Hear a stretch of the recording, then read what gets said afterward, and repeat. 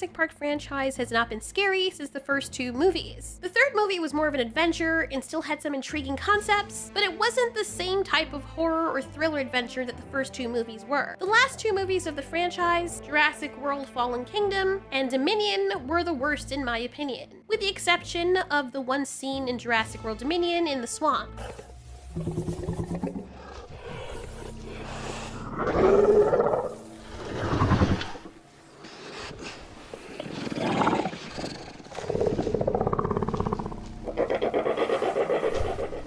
This whole scene alone should have been its own movie in my opinion. It was the only scary part of this entire movie that reminded me of the first Jurassic Park. Now yes, I know I'm gonna get a lot of naysayers and that is fine, but chill your cloacas and just understand that these are my observations and reasons why I believe that when it comes to the scary factor, the dinosaurs are no longer something to be afraid of, no matter how aggressive they try to show them in the last two movies. Of course, I still religiously watch them because I started out as a fan, and they're still interesting enough because they have dinosaurs in them. I don't care how anatomically incorrect some of them might be because they've already written that into lore anyway as to why they look like that, all shrink wrapped and all that jazz. However, I will admit that the ambiance that carried through the first two movies, and even a little through the third movie, is no longer there. Before I get into chaos theory, I want to show you some scenes from the first movie and why they resonate so well and have that horror element. I want to show you the overall feel of the movie, and even when they were cracking jokes or things that were intended to be funny, it was in line with the characters or the scene.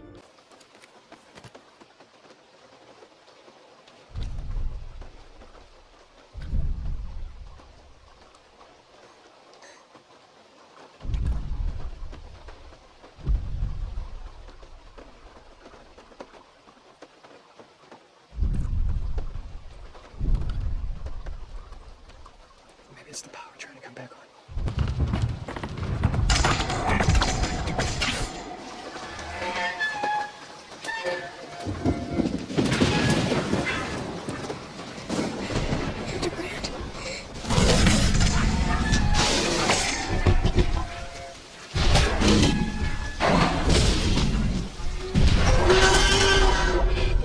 Right all the time.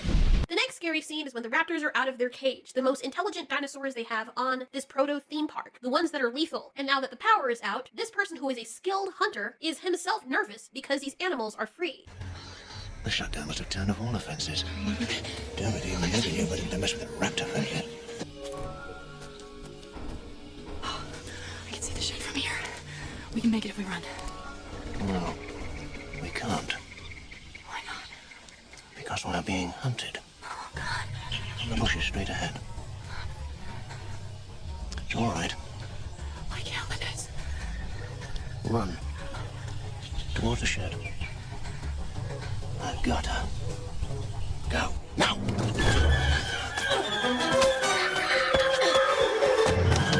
When main character Ellie is trying to turn the power back on, and she realizes that Mr. Arnold, who had gone missing, is in the building with her. Mr. Hammond, I think we're back in business.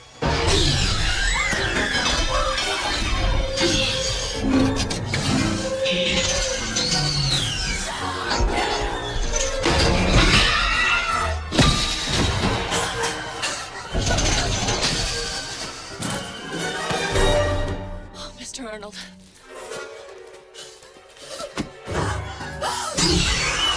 The Dilophosaurus scene with Mr. Nedry.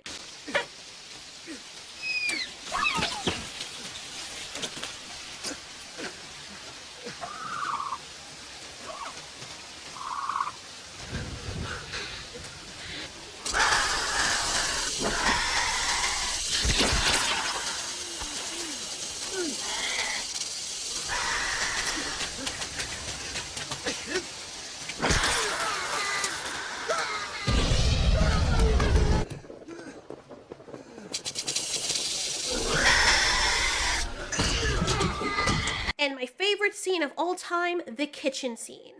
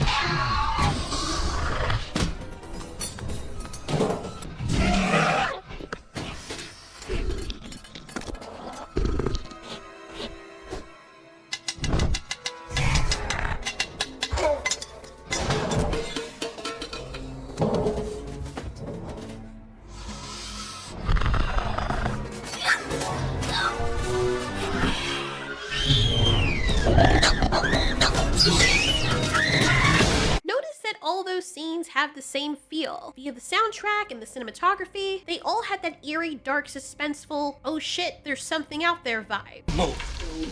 Can't see us if we don't move.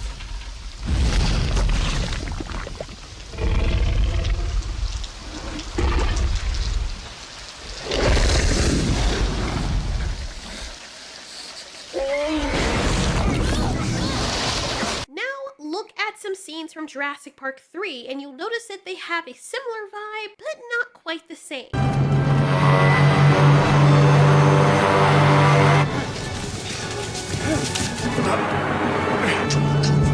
Get out the way! No one can stop this plane! Oh my God! We're going down!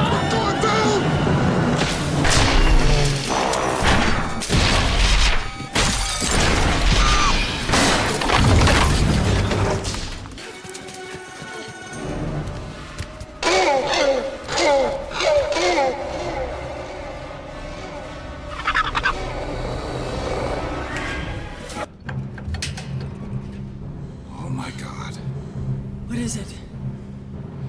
It's a bird cage. For what?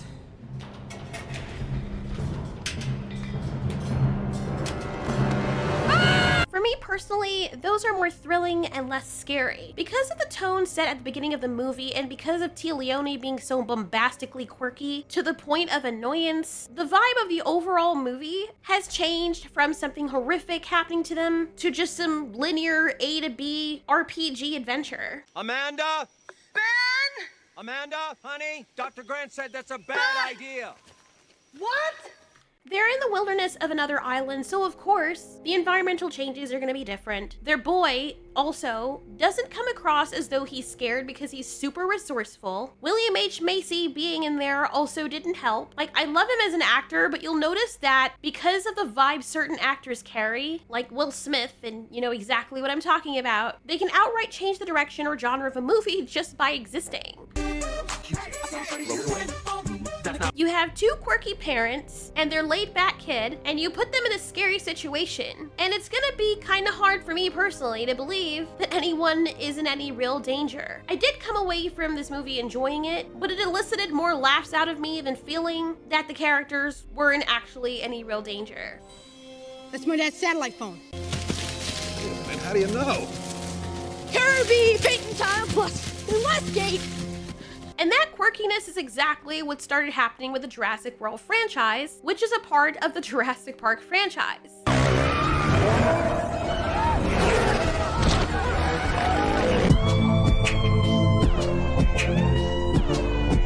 But I use the distinction because the first three movies were called Jurassic Park, and the last three movies were called Jurassic World due to them being the reboot. Bad idea! Alessandro Nivola and Sam Neill as Alan Grant helped to balance that out, but notice the vibe that they have, where everything is serious, and they actually feel like they're in danger. Even in the lighter moments, they're still humbled, not quirky people who have never been in a situation like this, which would make them more afraid. We should be seeing things more from the parents' eyes, as we did with Alan and Ellie and Ian from the first movie. Ian Malcolm was quirky, sort of, and that was just his personality, but he was the only one like that. Even in danger, the quirkiness of his personality played very well to the scary impending scene of the T-Rex chasing them.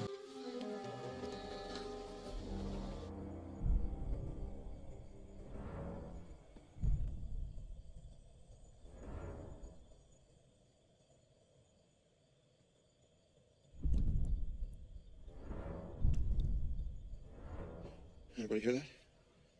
It's an impact tremor is what it is. I'm fairly alarmed here. Come on, we gotta get out of here. Now, right now. Let's go.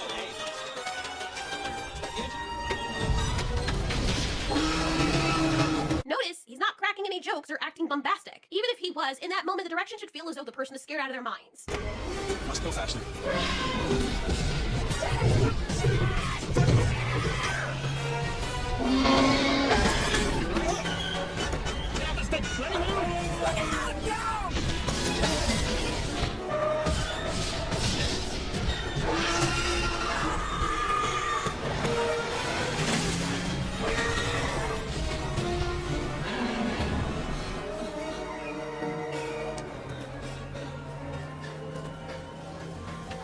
of that on the tour?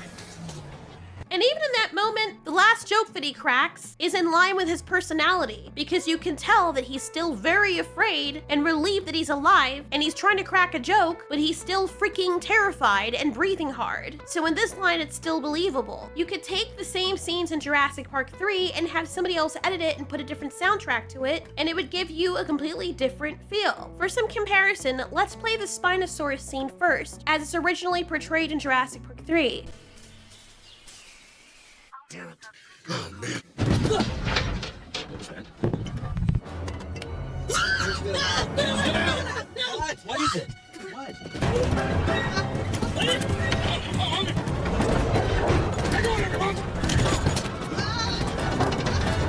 Now notice the vibe when I place a soundtrack sample from Aphex Twin Tree.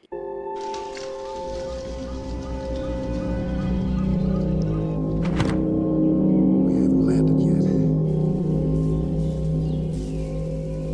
Damn it. Oh, man.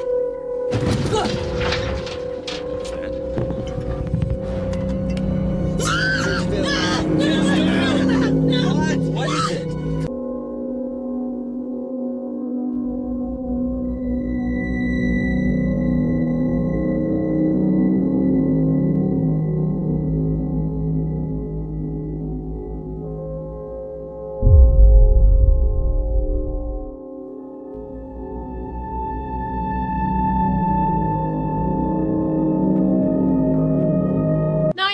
Perfectly edited in a sense, but just by putting that music to the scene before the Spinosaurus appears gives this entire scene a completely different vibe.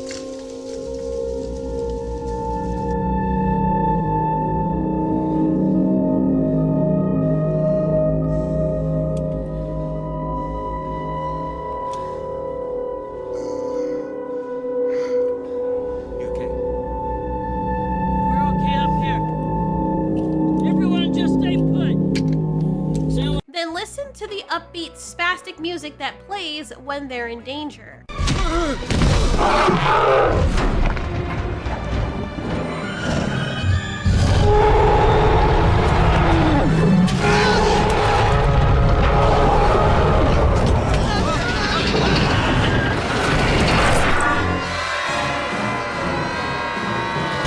The bright, colorful illumination of the scene, coupled with the whimsical, spastic, and deer-hopping music, does not give the scene a scary vibe at all, but more of an adventurous, light-hearted experience. Just Kirby, come back!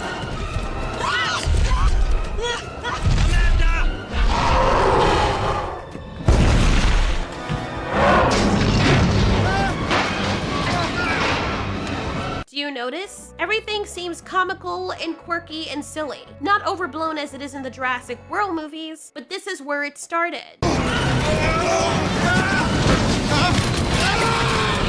That to me was freaking hilarious, and the music and everyone looking silly and screaming but not actually being in danger doesn't make the scene the least bit scary. A totally different vibe from the first two movies, and I think the music has a lot to do with that. The only time it changes slightly is when Nash is grabbed and killed by the dinosaur.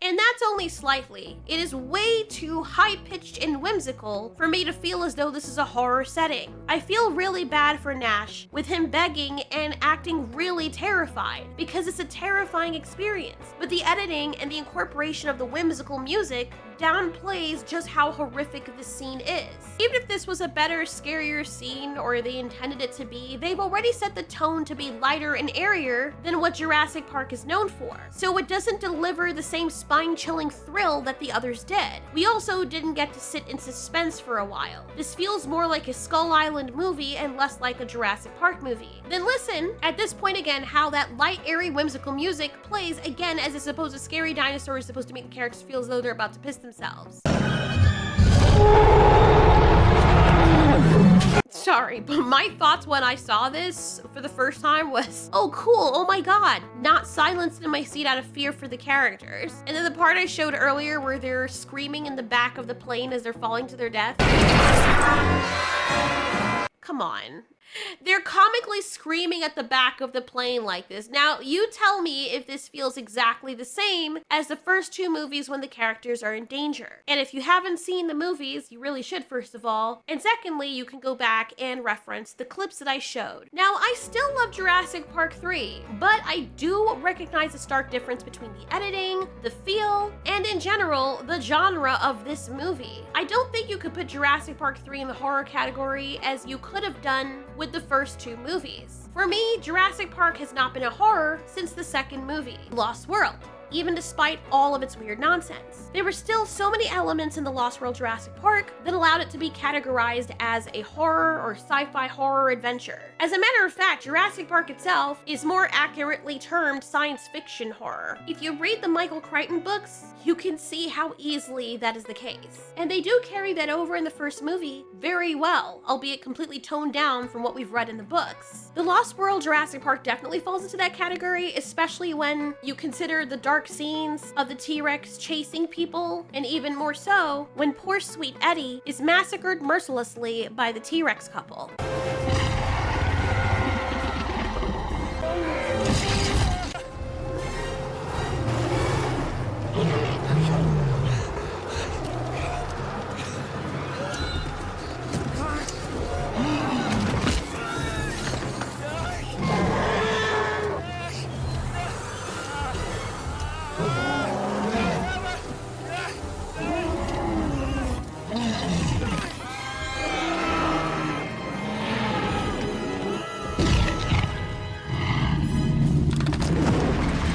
Jurassic Park 3 more so falls into science fiction adventure, sort of. Editing Alteori here. I just want to add a quick note. I am aware the Lost World had its issues as well. Scenes like this should not have made it in.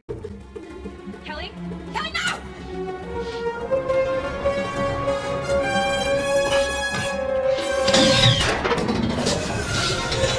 Hey, you!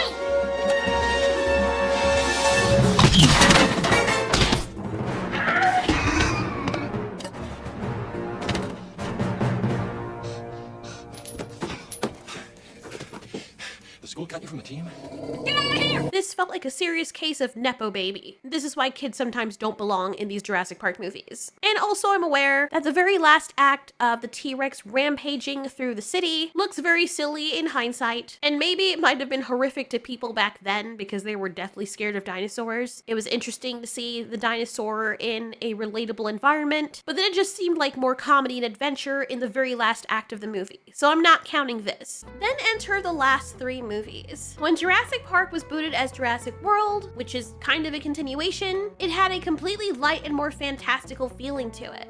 A new species we've made. You just went and made a new dinosaur? Wanted me to consult with you. You want to consult here or in my bungalow? It's not funny. A little funny. I'm fully aware they're alive. But they don't know that. They're thinking, I gotta eat. I gotta hunt. I gotta... You can relate to at least one of those things, right? People cracking jokes, Chris Pratt cracking jokes, the kids being derpy and cringy, and no one ever feeling like they're in any real danger. Yes, we see people get eaten and we see people die, but our main characters that we're supposed to actually care about feel like they're not real. We've got Chris Pratt who trained raptors, and we're told that the raptors are very dangerous, to the point where they would try to attack Owen when he tried to run out of their cage.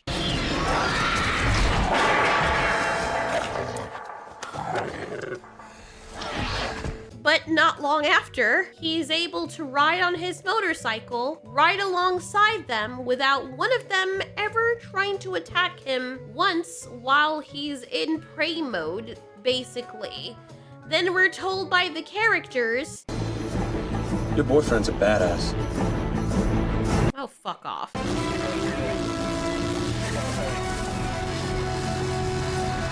Then we get that cringy scene that makes me so angry I want to tear all the follicles out of my head when the big scary Indominus Rex that nobody can kill suddenly gets paralyzed in its finger when it's trying to grab a kid that weighs probably less than its finger out of the building after it's hooked its claw around his little pouch. They're holding him and somehow it is struggling with all of its freaking weight because now the kid weighs as much as a freaking battleship. Oh my god. That shit makes it very hard to believe that these dinosaurs are real and scary. I don't know who wrote and directed that, but they should have been fired for that scene alone. I don't even understand why that dumbass kid was crying in the first place, because he wasn't going anywhere. It would have been great if the claw impaled him and ripped through some of his skin or something, but nope. He's completely fine. They were able to get it off, and everyone looks terrified, even though they have no reason to be. Good lord, it hurts how bad it is.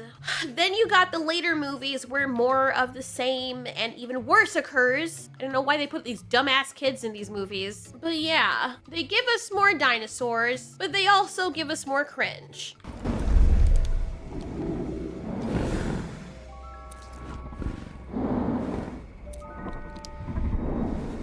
What the hell was that? Bryce Dallas Howard is now freaking James Bond and can run and do parkour on buildings, and the Raptors are barely able to keep up. Look at them. Like they're hunting machines and she is outrunning them. Her plot armor is so freaking thick that it's drowning them behind her. They can't keep up with her at all. Yet, these are the same dinosaurs that can keep up with a motorcycle. Look at how fast the motorcycle is going and they are keeping up just fine. But they couldn't catch the female lead. We've got people acting as though dinosaurs aren't running loose and are just walking into their path and getting eaten on scooters. Then on top of that, you got the locusts. And oh my god, I don't even know why the last two movies were made. I did like the Indoraptor as a concept, but it turns out to be a Wile E. Coyote type of thing with Elmer freaking Fudd over here. And despite him being played up as this big hunting machine, still,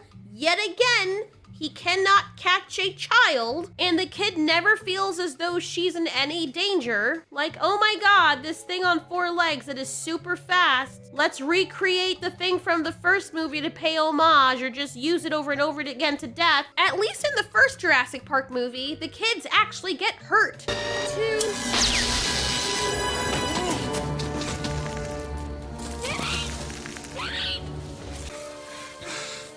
He's not breathing.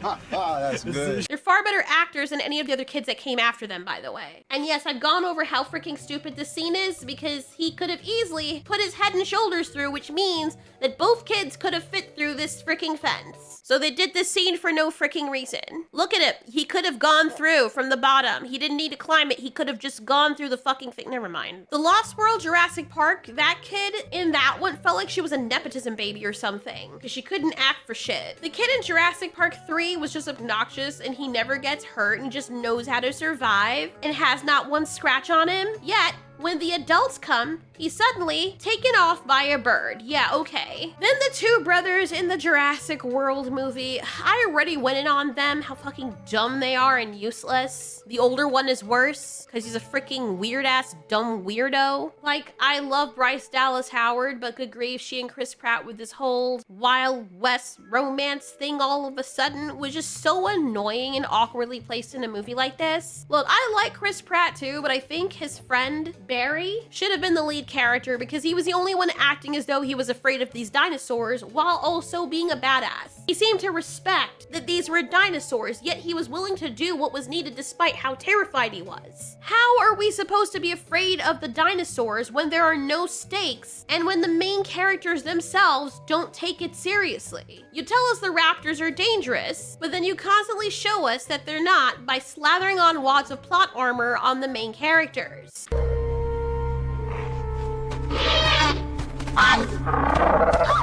This brings brings us to Camp Cretaceous, which did allow us to see the characters get hurt. Ben is thrown from a height, and even though the kids do have a bunch of plot armor in this, they still manage to direct the show to make it feel as though the dinosaurs are still dangerous, for the most part. We see dinosaurs in Camp Cretaceous killing off the adults, but never any children, which is super annoying, but at least the story is intriguing. I feel like Chaos Theory is much better than even Camp Cretaceous. We immediately start off with one of the characters having died off screen. The way that each of the characters handles death is beautiful, but knowing that there are stakes and at the very least one of the characters is badly hurt with all the blood that we saw in Darius' flashback, we know that there's danger. Not gonna say there are no corny scenes in this either, but Chaos Theory Jurassic World is a lot darker than anything you've seen in a while. When the group is in danger, they feel like they're in danger. There's something eerie about being in the privacy of your home or in an everyday environment that's relatable and familiar, and having these unfamiliar and relentless things hunting you inside of it.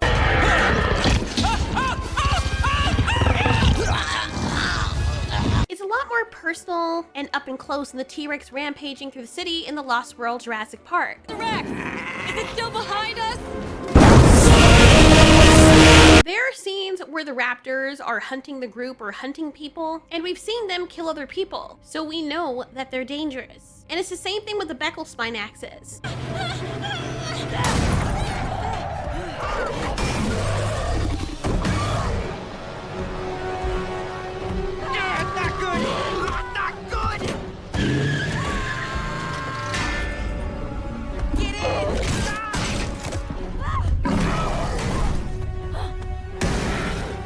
The thing I love about Chaos Theory is not just the mystery vibe and them trying to figure out what happened and what's happening, but it's also the fact that somebody is hunting them and you don't know who it is. There's someone bigger behind the scenes using relentless creatures to hunt them that will kill anyone in their way. But there's also a horror chase vibe. I gotta say also, there are so many memorable scenes in Chaos Theory that when you freeze frame them, they're completely iconic and look like something right from out of the Michael Crichton books. Massive spoilers, by the way, if you didn't already guess by clicking on the video or by watching the trailer, but this scene in particular is one of the harrowing scenes, not just because of what happens, but because of who it is and what led up to this point and what happens as a result.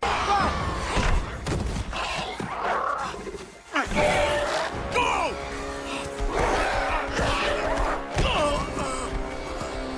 No, Kenji! Run. No! Dad! Move! No. And holy crackhead, this woman is terrifying. She looks like a freaking artificial intelligence person. She's more terrifying than the raptors. And the fact that she's the one controlling them, whew. When I first saw her, I actually flinched because I was not expecting her to look like this. And what's horrible is that Kenji's father made the ultimate sacrifice and Kenji had to watch his father get ripped apart in front of him. And that's the last thing he remembers about his father when his father still loved him all this time. Kenji stayed more angry at his dad and away from him because of their rocky relationship. And then knowing that you'll never see them again and they died horribly while saving you is enough to give anyone PTSD and severe trauma. What I also love about this is that Kenji, even though it was a little rough with the acting in the beginning, they showcase Kenji really having a hard time. When they are saved by their new friend, and they escape for now, and freaking Daenerys over here, from freaking Sith Lord, is watching them escape, that's when it really starts to hit Kenji. It makes the death more real, and seeing Kenji react to this makes it feel more real. Thanks for saving us back there, sir. Yeah, it's the least I could do. Wait, have we met before? Kenji?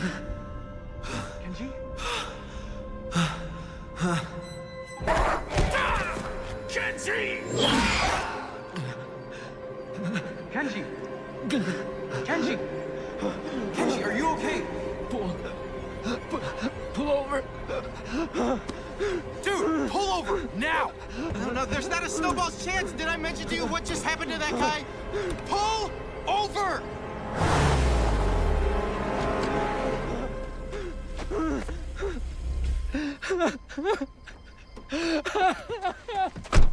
Is he okay?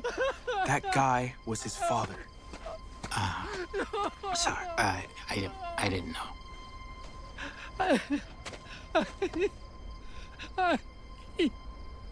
He's gone. He's gone.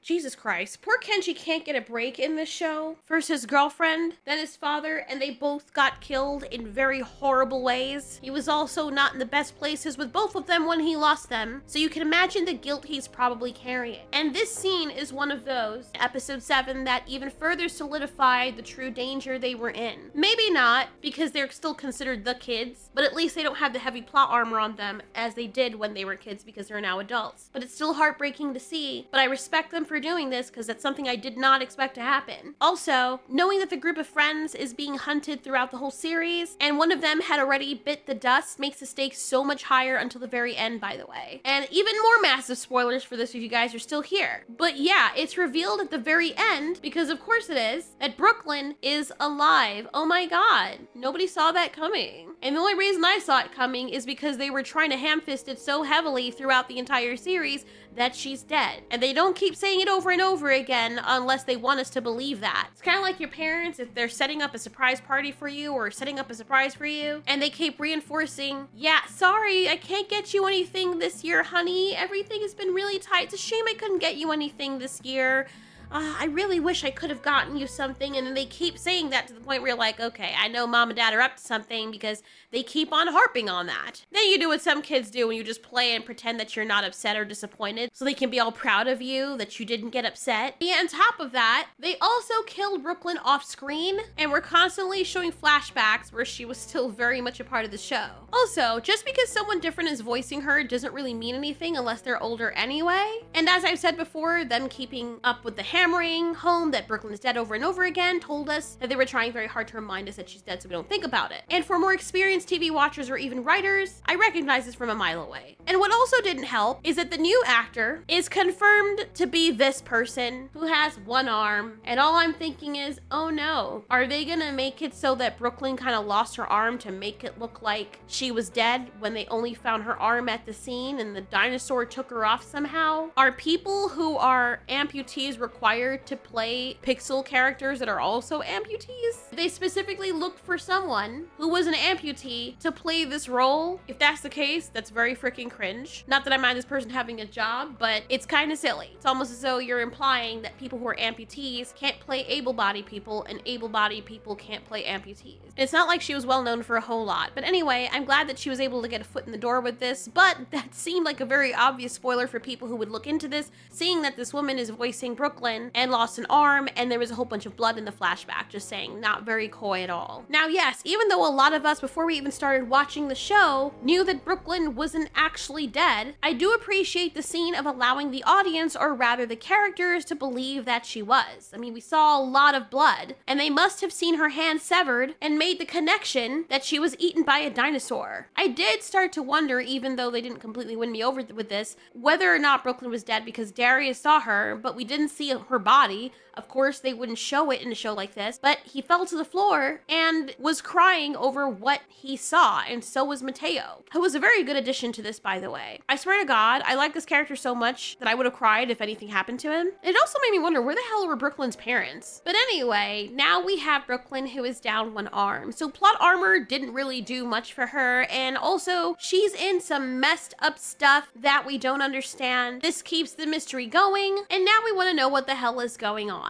Oh, apparently she's a thought as well. I'll talk about that in another video though. Maybe, maybe not. Overall, I do like the vibe of Chaos Theory very much. I'm actually really sad that it's finished and I want more. The Beckel Spinax scene on the bridge was very well done. I don't know, and this is probably not saying much, but I don't know how they managed to make the dinosaurs in this show way scarier than the ones meant for adults. That's a crying shame. If you haven't checked out the show Chaos Theory, I implore you to watch all of Camp Cretaceous before doing so. And if you miss some of the scary vibes from Jurassic Park, I think Chaos Theory does a good job of bringing you pretty close and making you actually care about the human characters. Hopefully we can get more of that in the actual Jurassic Park movies. I live inside my own world of make-believe. Kids screaming in their cradles, profanities. Someday